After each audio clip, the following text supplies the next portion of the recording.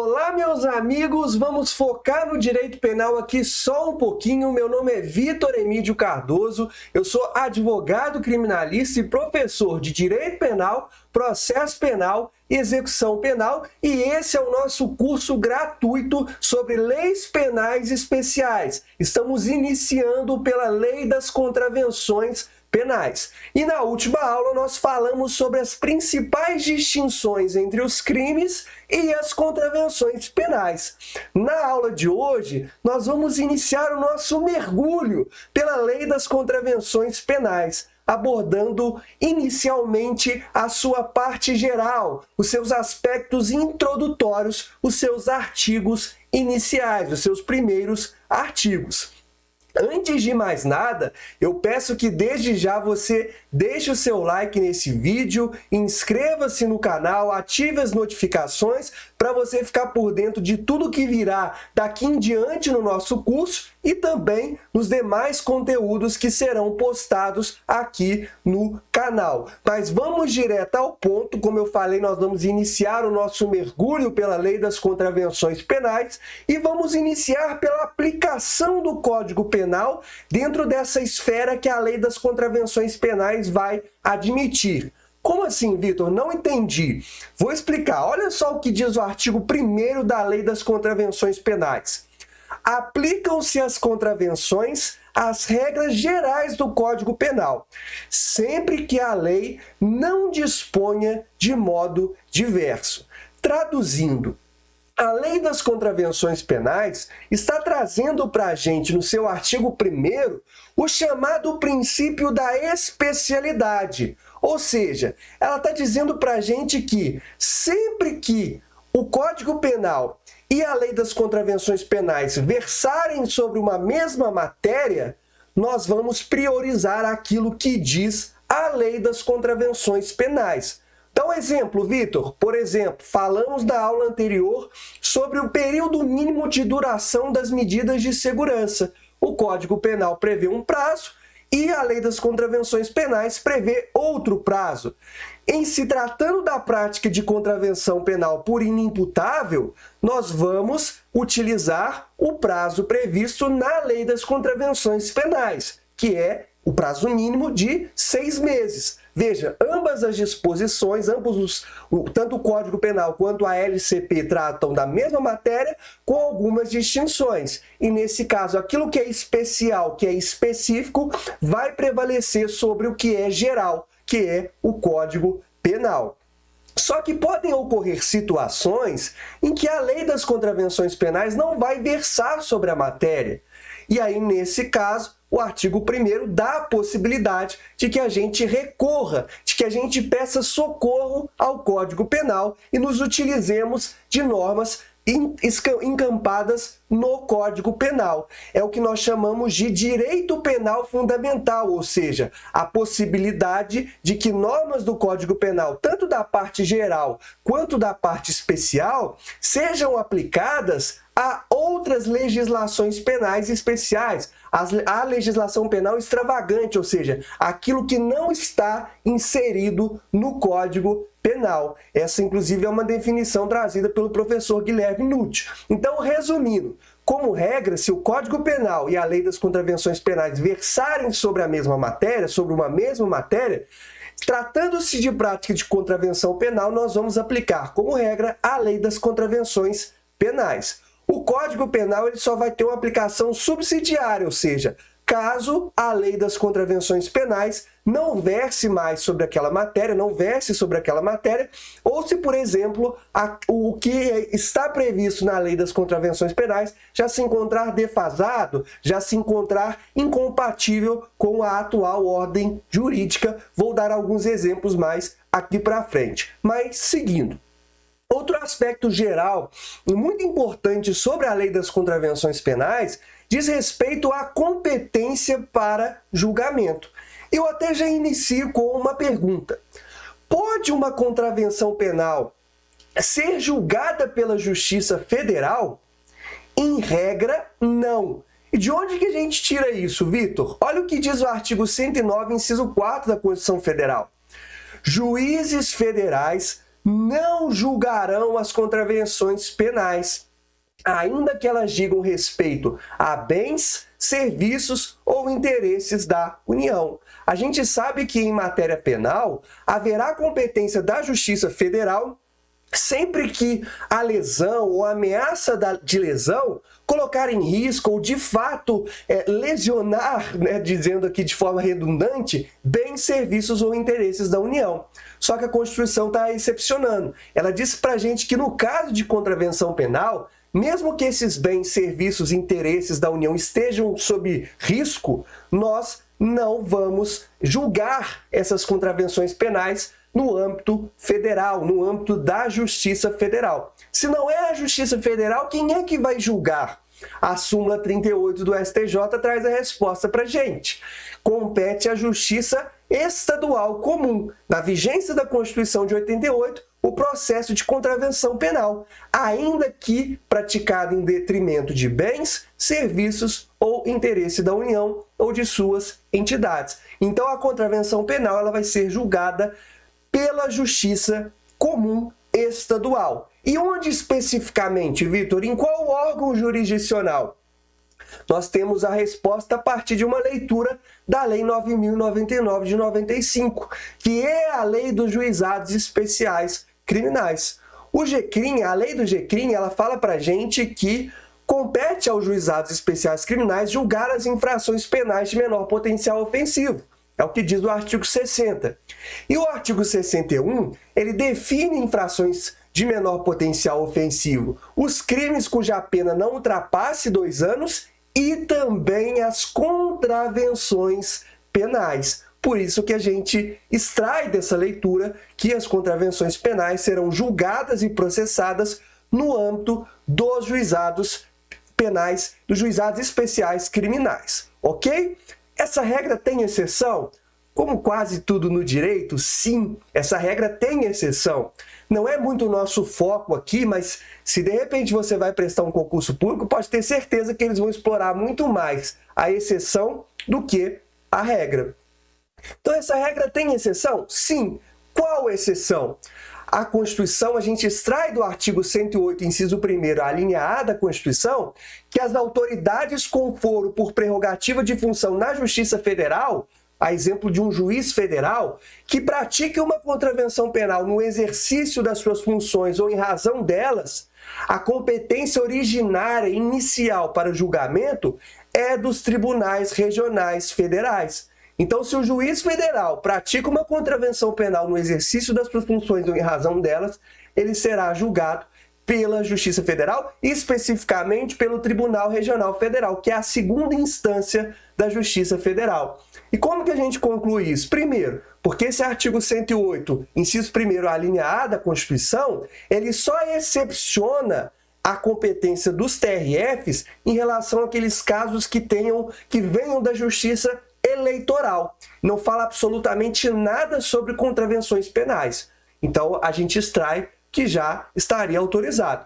E se a gente faz uma leitura desse artigo em conjunto com o 109, inciso 4 da Constituição, a gente percebe que o 109, ele fala só que juízes federais não podem julgar contravenções penais, ou seja, só a primeira instância da Justiça Federal não pode, mas não fala absolutamente nada sobre a segunda instância. Então, nesse caso específico de autoridade com foro por prerrogativa de função, é possível sim que seja julgado pela Justiça Federal, pelos tribunais regionais federais, repito pela enésima vez, desde que o crime seja praticado em razão da sua função ou esteja relacionado a elas. O crime não, melhor dizendo, a contravenção penal, ok? Seguindo aqui. E se houver uma conexão entre um crime e uma contravenção penal? Isso é uma questão prática extremamente importante. Então vamos supor que o indivíduo praticou um crime sujeito à competência da Justiça Federal, cujo processamento se dá na Justiça Federal, a exemplo de um crime de contrabando. mas junto, de uma maneira vinculada, de uma maneira conexa com esse crime de contrabando, ele praticou também uma contravenção penal de exploração de jogos de azar. No decorrer do nosso curso, nós falaremos melhor sobre essa contravenção penal. E aí, como é que fica essa situação? Porque tem um crime, que é competência da Justiça Federal, e uma contravenção penal que, como nós vimos, é de competência da Justiça Estadual. Quem é que vai julgar isso? É a Justiça Federal ou a Justiça Estadual? Vai ocorrer, segundo o STJ vem se firmando, vem se orientando, a chamada cisão dos processos, a separação dos processos. Veja que eu até botei aqui na imagem um serrote para mostrar que vai haver uma separação, um corte. Aquilo que é da Justiça Federal, no nosso caso aqui o contrabando, vai para a Justiça Federal. Aquilo que é da Justiça Estadual, no nosso exemplo aqui a exploração dos jogos de azar, vai para a Justiça Estadual. Então vai haver um corte. Não há possibilidade, sobretudo em sede de primeira instância, que a Justiça Federal julgue uma contravenção penal, ainda que havendo conexão com o crime sujeito à Justiça Federal. Perfeito? Isso é muito importante, viu? Seguindo aqui. Outro aspecto também de ordem prática muito importante é a situação envolvendo a violência doméstica ou familiar contra a mulher. Um exemplo muito comum na prática é a situação da prática da contravenção penal das vias de fato. E se uma mulher, dentro do contexto da violência doméstica ou familiar, venha ser vítima de vias de fato, quem é que vai julgar isso? Isso vai para o Juizado Especial Criminal, porque nós acabamos de ver que cabe aos Juizados Especiais Criminais julgar as contravenções penais. E eu até falei na aula anterior que as vias de fato, elas são uma contravenção penal, com previsão no artigo 21 da Lei das Contravenções Penais. Olha que situação complicada. O artigo 60 e 61 da Lei dos Juizados Especiais, como eu adiantei aqui, dizem que é competência do Juizado Especial Criminal julgar e processar as contravenções penais.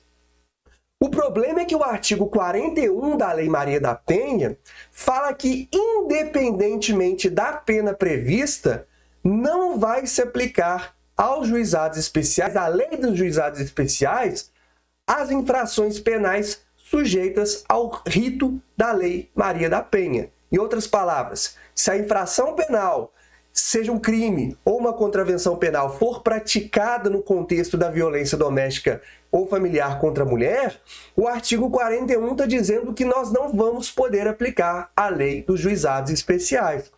E o questionamento que fica é, mas esse artigo 41 ele é constitucional? E por que essa pergunta é interessante?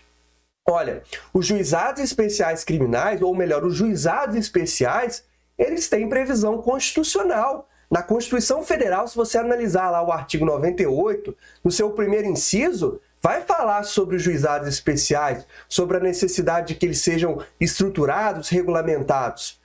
E aí como é que fica essa situação? Porque o artigo 41 da Lei Maria da Penha está afastando a atribuição dos juizados especiais, sendo que os juizados têm previsão constitucional. Então esse artigo 41 está de acordo com a Constituição Federal?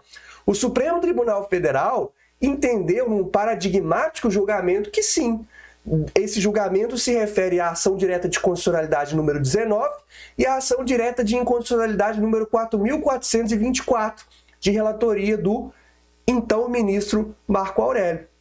E o STF entendeu que sim, que esse artigo é constitucional.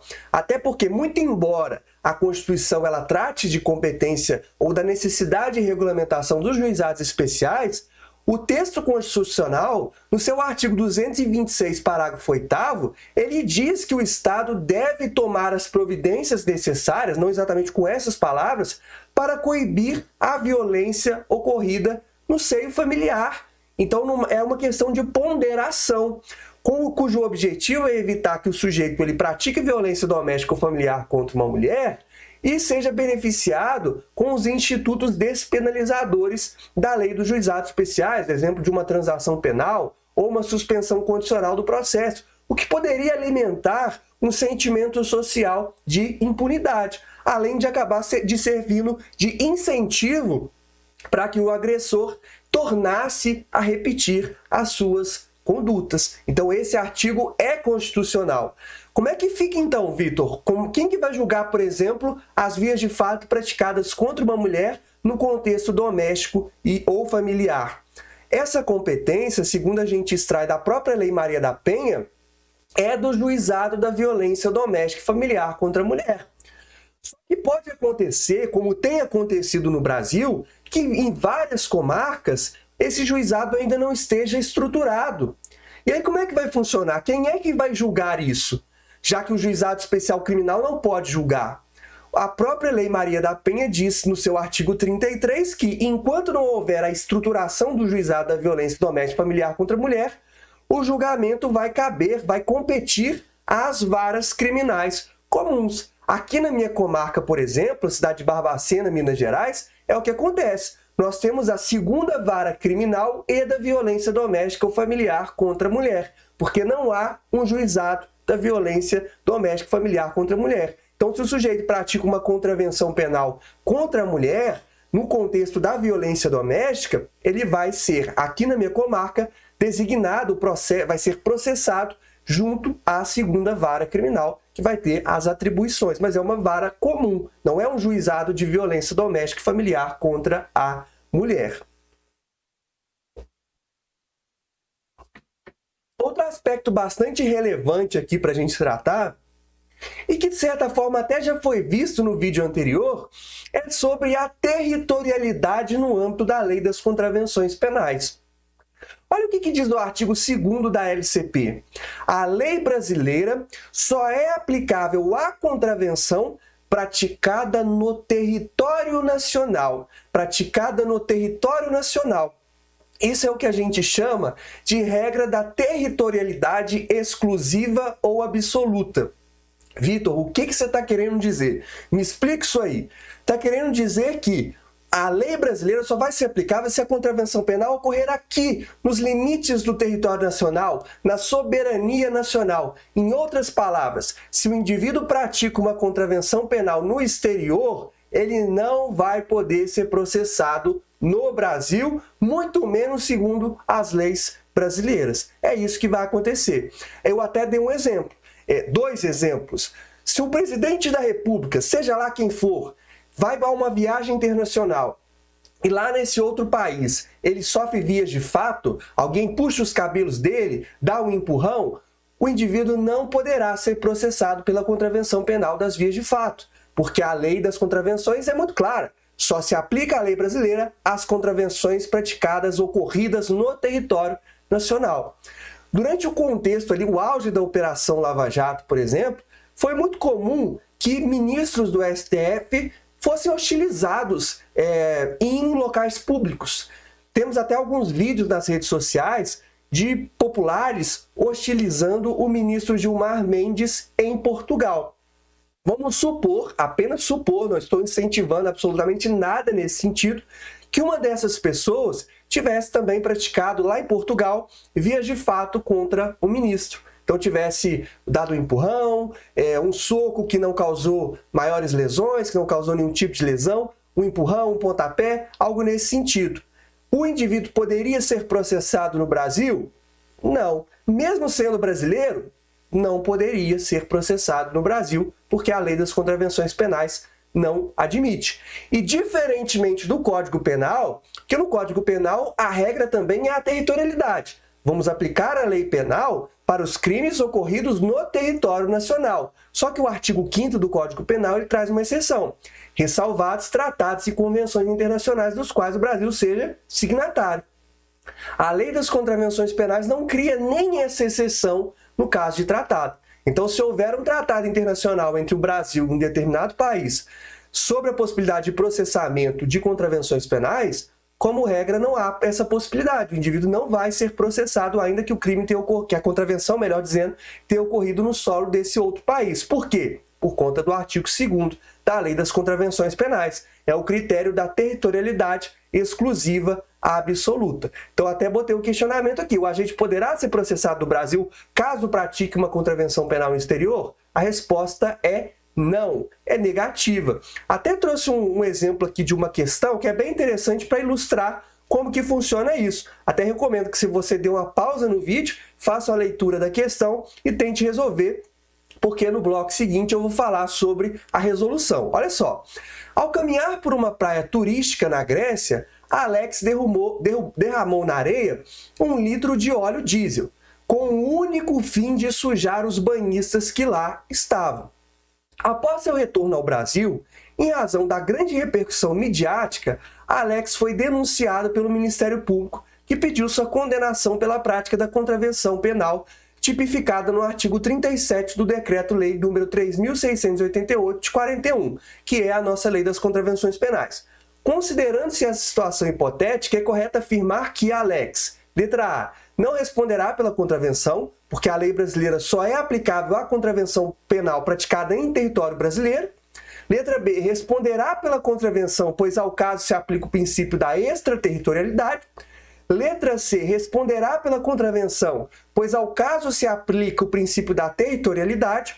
Letra D, não responderá pela contravenção, pois ao caso se aplica o princípio da insignificância, dada a quantidade de óleo diesel derramada.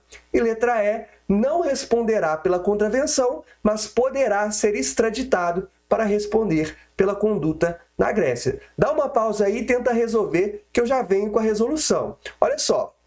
Ao caminhar por uma praia turística na Grécia, Alex derramou na areia 1 litro de óleo diesel com o único fim de sujar os banhistas que lá estavam. Após seu retorno ao Brasil, em razão da grande repercussão midiática, ele foi denunciado pelo Ministério Público, que pediu sua condenação pela prática da contravenção penal tipificada no artigo 37 do Decreto-Lei 3.688.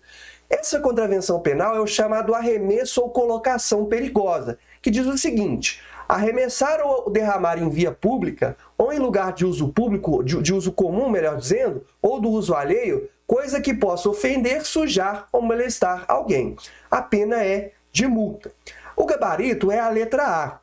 O Alex ele não vai responder pela contravenção penal, porque a lei brasileira só é aplicável à contravenção praticada em território brasileiro. É o que diz o artigo 2º da Lei das Contravenções Penais. Até botei aqui, olha. O artigo 2º ele deixa claro que, em matéria de contravenções penais, só a lei brasileira só é aplicável aos fatos ocorridos em território nacional. Como a situação ocorreu na Grécia, ele não vai poder ser processado por essa contravenção penal, porque em relação a contravenções penais não se aplica a regra da extraterritorialidade. Então, mesmo que o caso tenha tido muita repercussão midiática, o Alex não vai poder responder por essa contravenção penal segundo as leis brasileiras. Se tiver que responder, vai ser lá na Grécia, desde, obviamente, que essa conduta seja tipificada como crime ou como contravenção penal, de acordo com o ordenamento jurídico daquele país, ok? Seguindo aqui, também falamos sobre esse importante aspecto no vídeo anterior. O elemento subjetivo nas contravenções penais. Olha só, para a existência da contravenção, basta a ação ou omissão voluntária. Deve-se, todavia, ter em conta o dolo ou a culpa, se a lei faz depender de um ou de outro qualquer efeito jurídico. A doutrina costuma dividir esse artigo em 2 partes. A primeira é essa, olha, para a existência da contravenção, basta a ação ou omissão voluntária. A doutrina chama isso de uma contravenção penal típica ou própria, aquela que, para sua caracterização, basta a voluntariedade. E a segunda parte, né, que nós devemos ter em conta o dolo ou a culpa, se a lei faz depender de um ou de outro qualquer efeito jurídico. É a chamada contravenção penal atípica ou imprópria, quando a lei exige dolo ou culpa. Se a gente olhar com calma, esse artigo ele tem uma redação bastante confusa, né? O que leva, inclusive, a doutrina a questionar se ele ainda tem aplicação. Por quê? Primeiro, o que é a ação ou omissão voluntária? É um conceito extremamente aberto, extremamente confuso. E segundo, por quê? O Código Penal brasileiro, no seu artigo 18, diz que só estará configurado um crime quando o sujeito age com dolo ou, no mínimo, com culpa. Aqui, a lei das contravenções penais, ela vai num sentido um pouco além. Ela diz que, primeiro, basta que seja uma ação ou omissão voluntária, colocando o dolo ou a culpa no segundo plano. Isso tem feito os autores a afirmarem que esse artigo já não tem mais aplicação nos termos como foi redigido. Por quê? Nós temos no direito penal moderno o princípio da culpabilidade, ou seja, para que um fato, uma infração penal seja punível, ela deve ter sido praticada com dolo ou com culpa. É o que nós chamamos de vedação à responsabilização penal objetiva.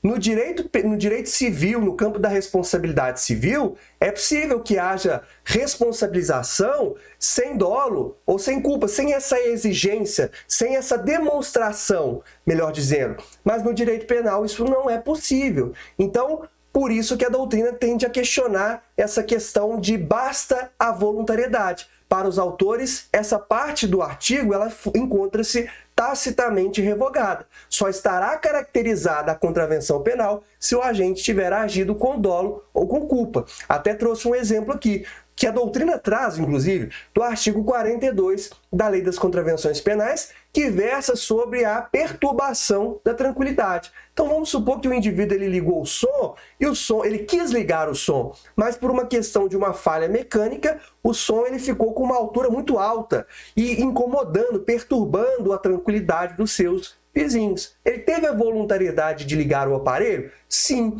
Mas não houve o dolo e nem a culpa de prejudicar os seus vizinhos, de perturbar a tranquilidade de seus vizinhos. Foi uma falha mecânica. Por essa lógica da Lei das Contravenções Penais, como ele teve a intenção de ligar, a voluntariedade de ligar o aparelho, isso por si só já bastaria. Mas em respeito ao princípio da culpabilidade e da vedação à responsabilização penal objetiva, não basta essa questão da voluntariedade. Tem que agir com dolo ou com culpa. Então nós vamos descartar essa exigência legal de voluntariedade. O que nós vamos levar em consideração para a caracterização de uma contravenção penal é a existência ou não de dolo ou de culpa. Não havendo nenhum dos dois, o fato será atípico, ok? Não será uma contravenção penal. E aí uma pergunta que pode surgir, Vitor, as contravenções penais elas admitem modalidade culposa? Tem que tomar cuidado com isso. Como regra, as contravenções penais são praticadas na modalidade dolosa, mas isso não significa que não existam contravenções penais culposas. Só que, diferentemente do que ocorre no Código Penal, que as modalidades culposas dos crimes elas vêm expressas, por exemplo, no homicídio, a lei diz, se o crime é culposo, a lesão corporal é a mesma coisa. Aqui nas contravenções penais, a gente extrai a existência da culpa por uma análise meramente interpretativa. A contravenção ela não diz claramente que se trata de uma infração penal culposa. Quer ver um exemplo? O artigo 29 da Lei das Contravenções Penais. Olha só, provocar o desabamento de construção ou por erro no projeto ou na execução, dar-lhe causa. Ou seja, está falando o erro aqui, o descuido. Isso seria a modalidade culposa. A mesma coisa diz aqui o artigo 31, por exemplo. Deixar em liberdade, confiar à guarda de pessoa inexperiente ou não guardar com a devida cautela animal perigoso. A lei não está falando que se trata de uma contravenção penal culposa, mas ela está dizendo, olha, não guardar com a devida cautela. Então a gente interpreta a partir disso que se trata sim de uma modalidade culposa de contravenção penal. Então é possível sim que existam contravenções penais culposas, como nesses exemplos que eu acabei de ler. Outra situação muito relevante no estudo das contravenções penais e que também já falamos no vídeo anterior, sobre a tentativa no âmbito da Lei das Contravenções Penais. O artigo 4º diz, não é punível a tentativa de contravenção penal. Já até expliquei por que anteriormente. O critério é o da ofensividade. Se as contravenções penais, por si só, já causam um dano mínimo, um dano quase irrisório, a sua modalidade tentada causaria um dano ainda menor, o que não justificaria a intervenção do Estado. Por um critério de política criminal mesmo.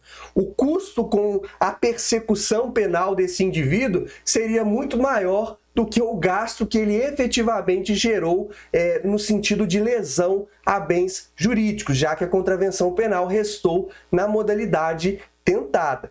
Mas só que muita gente confunde, interpreta equivocadamente esse artigo. A lei ela está dizendo que não é punível a tentativa de contravenção. Ela não diz que não cabe tentativa em contravenção. São coisas diferentes. Então vamos supor que uma pessoa seja cliente do jogo do bicho e no exato momento que ela vai entregar ali o dinheiro para o contraventor, a polícia flagra, e aí não impede que o jogo seja de fato, que a aposta, vamos dizer assim, seja de fato realizada. Em tese, houve uma tentativa, porque o jogo de fato não foi realizado por circunstâncias alheias à vontade do agente, porque ele não conseguiu receber o dinheiro, não conseguiu acabar de preencher ali os dados necessários.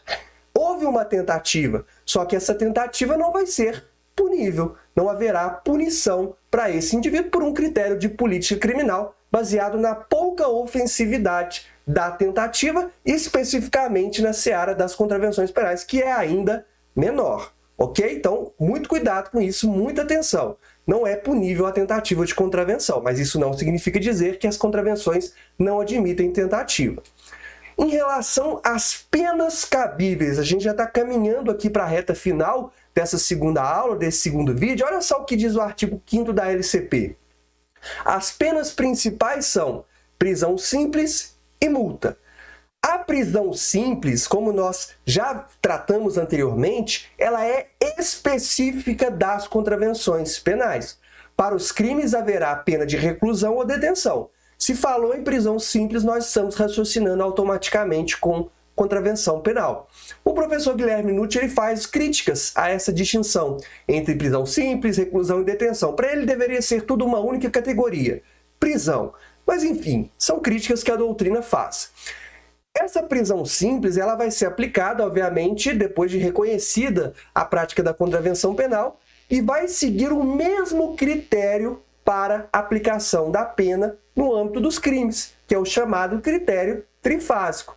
As penas nas contravenções penais elas são fixadas a partir dos mesmos critérios. Então, por exemplo, o juiz vai analisar primeiro a questão das circunstâncias do artigo 59, depois ele vai olhar eventuais agravantes e atenuantes e, por fim, causas de aumento e de diminuição de pena. Veja que a lei das contravenções penais não trata especificamente sobre o critério para a imposição da pena, mas o artigo 1º da Lei das Contravenções ele admite a aplicação subsidiária do Código Penal naquilo que a LCP for silenciosa, for omissa. E aí por isso que a gente aplica de maneira acumulada, de maneira subsidiária, o disposto no artigo 68 do Código Penal, o seu caput, que versa sobre o critério adotado para fixação, para imposição da pena, que é o sistema trifásico, também conhecido como sistema de Nelson-Hungria. Olha só, como é que se dá o cumprimento dessas penas no âmbito das contravenções penais e dessa pena de prisão simples? A resposta vem do artigo 6º da LCP,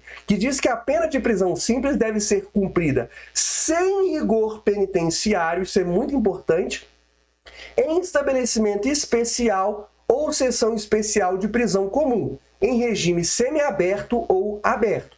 O parágrafo 1º vai informar que o condenado à pena de prisão simples fica sempre separado dos condenados à pena de reclusão ou de detenção.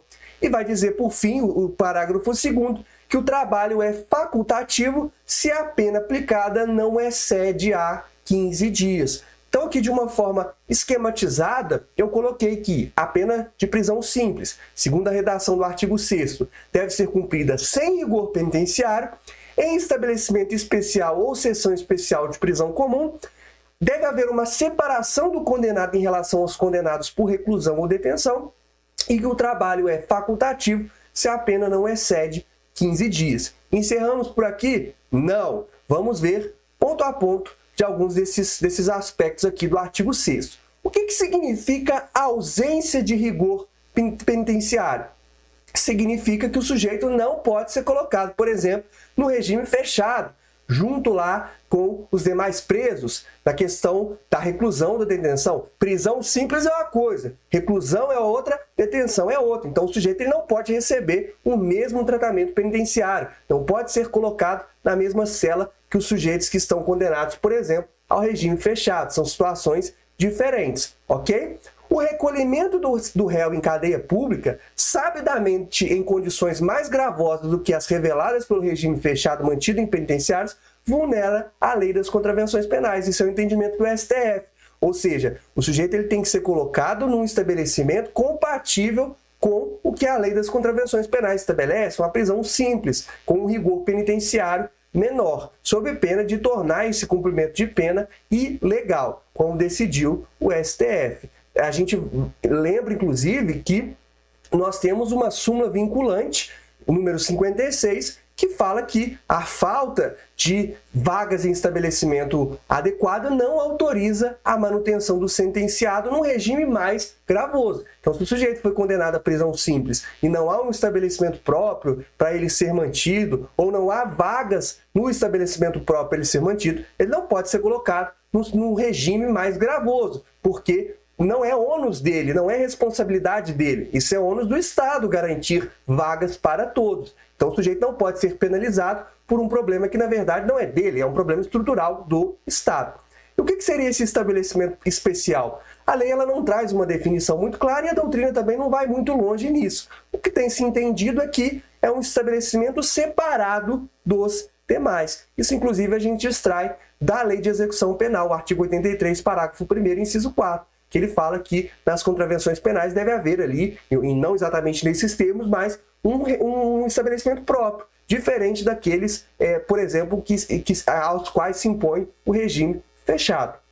Só que essa questão do estabelecimento especial, da ausência de rigor penitenciário, ela tem poucos efeitos práticos, porque até por conta das medidas despenalizadoras previstas na lei do juizado especial, dificilmente o indivíduo que pratica uma contravenção penal ele vai ficar preso, ele vai ser submetido a uma prisão por conta dessas medidas. Ele pode, por exemplo, ser beneficiado com a transação penal, uma suspensão condicional do processo. Então é bem raro que haja o efetivo cumprimento da prisão simples, ok? Se por acaso o sujeito está ali cumprindo uma prisão simples e ele comete uma falta grave, ele pode regredir para o regime fechado? Isso é uma questão importante. A resposta é não, simplesmente porque não há previsão legislativa nesse sentido. É o que nós chamamos de silêncio eloquente. Se não há previsão legal, nós temos que interpretar uma medida sancionadora, uma medida mais rigorosa na esfera penal, com certa restrição. Então, se não há previsão de regressão de regime para contravenções penais, não há previsão expressa nesse sentido,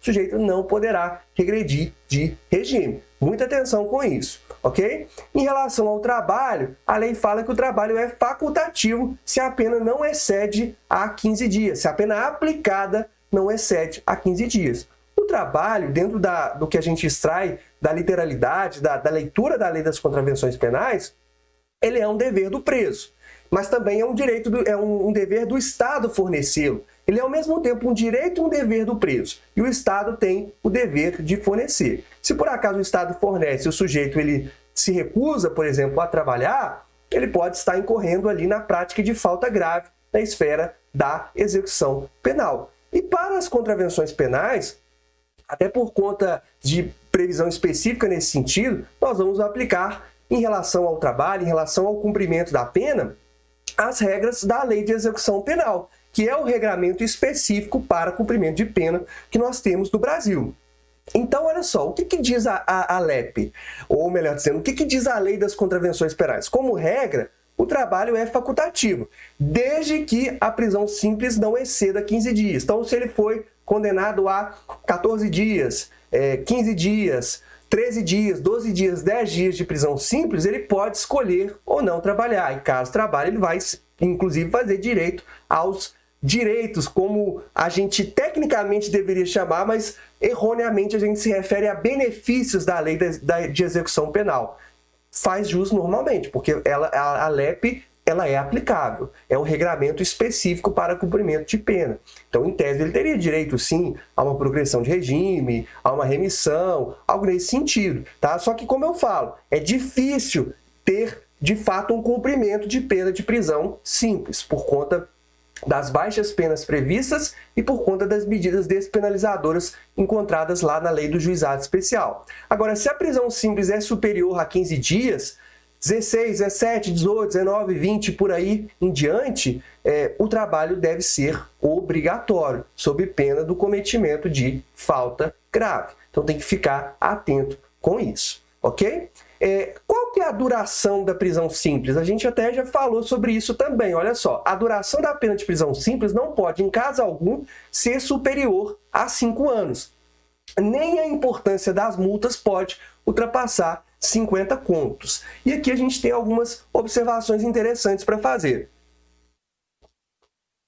Primeira coisa, olha só, a lei fala que a duração da prisão simples não pode ser superior a 5 anos. A gente não tem nenhuma contravenção penal com pena de 5 anos, tá? As penas das contravenções são muito baixas. O que o legislador está vislumbrando aqui é a possibilidade de ocorrência, por exemplo, de um concurso de crimes. Vamos supor um concurso material. Ele vai fazendo o somatório das penas, pode ser que dê 5 anos, ou pode ser que ultrapasse. Se ultrapassar, não importa, ele só vai poder cumprir 5 anos. Assim como no Código Penal, pela redação do artigo 75, ele só vai poder cumprir 40 anos, ok? Agora, nós temos que fazer uma observação em relação às multas. Olha só o que diz o artigo 10 aqui da LCP. Nem a importância das multas pode ultrapassar 50 contos. Esse artigo está estabelecendo o limite tanto da pena de prisão simples quanto da multa. O que é a multa? A multa é um valor que vai ser devido pelo condenado ao fundo penitenciário. Só que quando a lei das contravenções penais diz que a importância da multa não pode ultrapassar 50 contos, surge uma dúvida. Porque contos não é uma moeda que é utilizada mais no Brasil já há alguns anos, alguns bons anos. A moeda vigente é o real, pelo menos na época que esse vídeo está sendo gravado. Então, contos é uma moeda que já está defasada, que já não tem mais aplicação.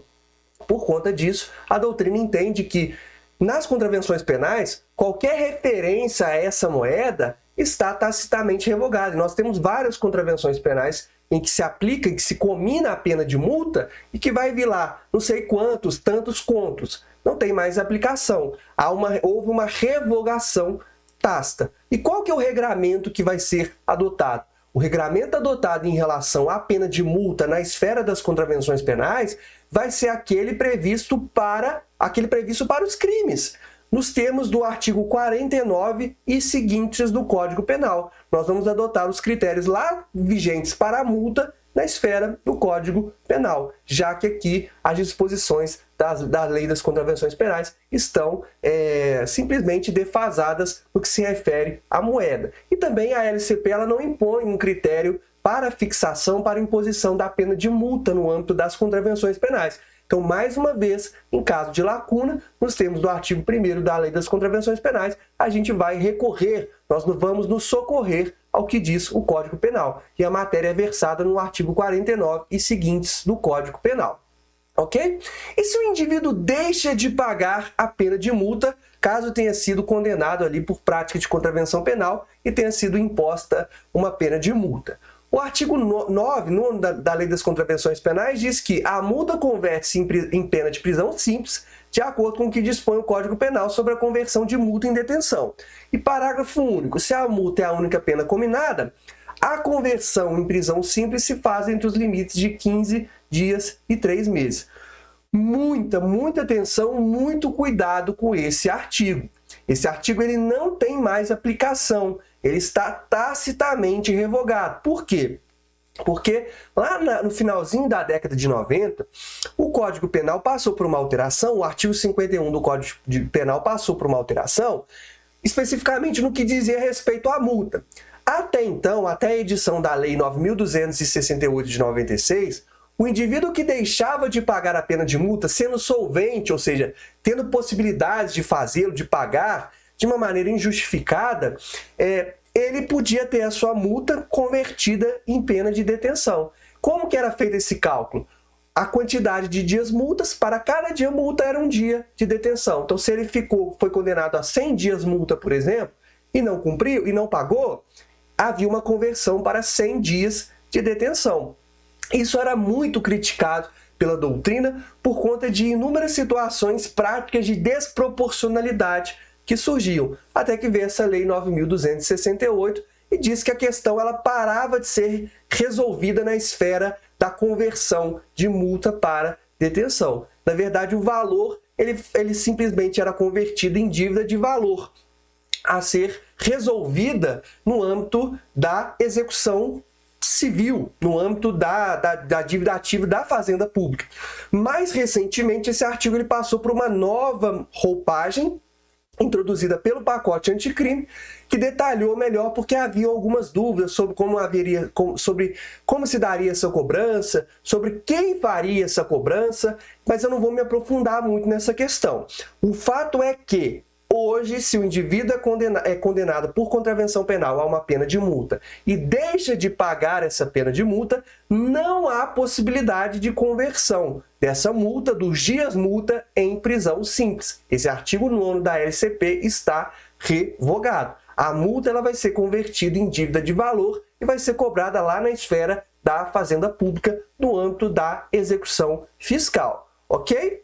Então, pessoal, nós encerramos aqui essa introdução à parte geral da Lei das Contravenções Penais, a primeira parte delas, porque ainda falaremos mais adiante sobre a Lei das Contravenções Penais, sobre a parte geral das contravenções penais. Há alguns aspectos importantes que nós deveremos tratar nos próximos vídeos, na sequência do nosso curso. Se você chegou até aqui, muito obrigado mais uma vez, deixe seu like se você ainda não deu, inscreva-se no canal, ative as notificações. Como eu falei, é um curso inteiramente gratuito, vai ficar disponível aqui no YouTube, não vou oferecer um curso avançado, custando muito caro depois. O curso ele é completo e vai ser inteiramente disponibilizado aqui. A única coisa que eu peço em troca é o engajamento, é o like, é a inscrição no canal, como uma forma de incentivo para que novos conteúdos sejam postados. Muito obrigado